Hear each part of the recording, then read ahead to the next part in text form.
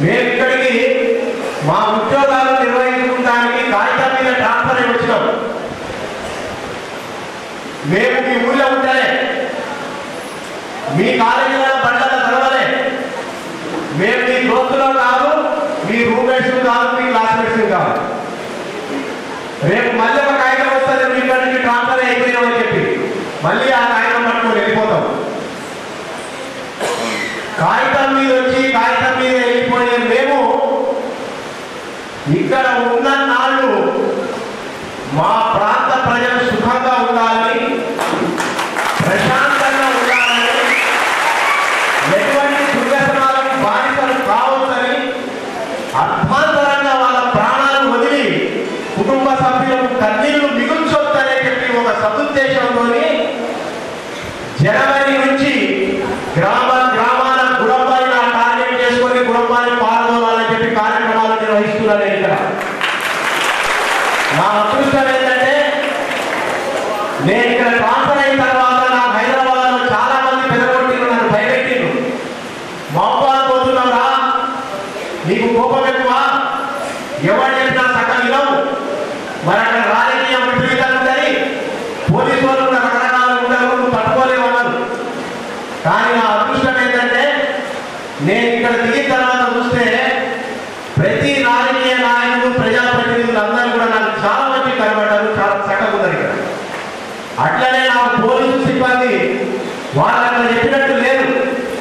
నేను ఇక్కడ దిగిన తర్వాత ఏ మంచి కార్యక్రమం చేయాలని మేము అనుకున్నా కూడా నా 5 ఇన్స్పెక్టర్లు, 13 మంది ఎస్ఐలు, ఏఎస్ఐలు, హెడ్ కానిస్టేబుల్, హోంగార్డులతో సహా బ్రహ్మాండంగా చేద్దాం సార్, ఇది విజయవంతం చేద్దాం సార్ అనేటోలే. కానీ ఇది ఎందుకు సార్, మనకెందుకు సార్, వాడు ఎట్టిపోతే నాకేంటి, వీళ్ళు చచ్చిపోతే మనకెందుకు సార్, ఉన్న 4 రోజులు ఉద్యోగం చేసుకొని పోదామని నాకు ఒక్క ఆఫీసర్ కూడా చెప్పలేదు. దయచేసి మమ్మల్ని అర్థం చేసుకొని పిచ్చి పిచ్చి వాటికి కేరింతలు కొట్టడం, అల్లరి చేయడం, ఎడకాలంగా నవ్వడం మానేసి ఈ కార్యక్రమం ఉద్దేశాన్ని గ్రహించండి. మీకు అందరికీ చెప్తున్నాం, ప్రతి ఆడమనిషిని కానీ కుటుంబ సభ్యుని కానీ అడుగుతా, మీ తల్లిలో తండ్రిలో చచ్చిపోయినా పర్లేదని కానీ, మీ భర్తో భార్య చచ్చిపోయినా పర్లేదని కానీ, మీ కొడుకో బిడ్డ చచ్చిపోయినా పర్లేదని కానీ ఎవరన్నా మీరు అనుకునేటువంటి ఉంటే దేశ నిలబడి పిలుస్తారా? అట్లెవరు అనుకోరు, కలలో కూడా అనుకోరు. కానీ మన ఇంట్లోనే విషయం పెట్టుకొని, మన ఊళ్ళోనే విషయం పెట్టుకొని, అది మన ఒంట్లో పోయి మనల్ని చంపేస్తా ఉంటే ఈ ఎదవని నమ్ముకొని ఒక ఇంటి నుంచి తన ఇల్లు, పేరు, గోత్రం అన్ని మార్చుకొని మీ ఇంటికి వచ్చిన ఒక ఆడబిడ్డ 30 సంవత్సరాలు వాడు అర్థంతరంగా చచ్చిపోతా ఉంటే సంకర బిడ్డతో విధవరాలు అయి ఎట్లా బతకాలో తెలవక, ఎడుకోవాలో తెలవక బతుకుతున్న సంగతి మీరు అందరూ గుర్తించాలా? యువత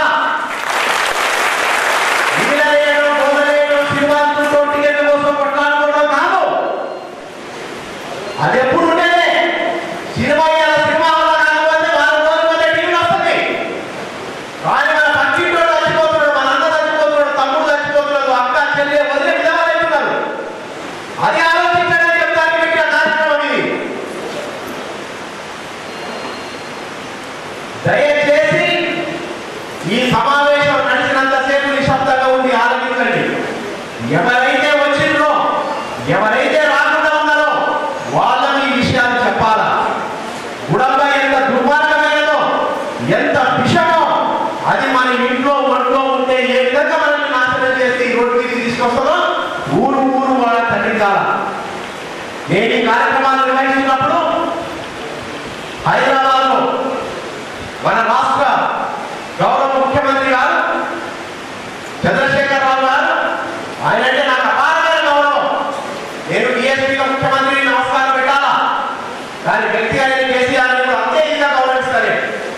ఎవరేమనుకున్నా నాకు సంబంధం లేదు. నాకు జాతి మీద మహాత్మా గాంధీ ఎంత కూడా నా దృష్టిలో తెలంగాణ కేసీఆర్ 12-13 సంవత్సరాలు ఇక్కడ తెలంగాణ సాధించుకోవడానికి ఉద్యమం నడిచితే ఈ ఉద్యమం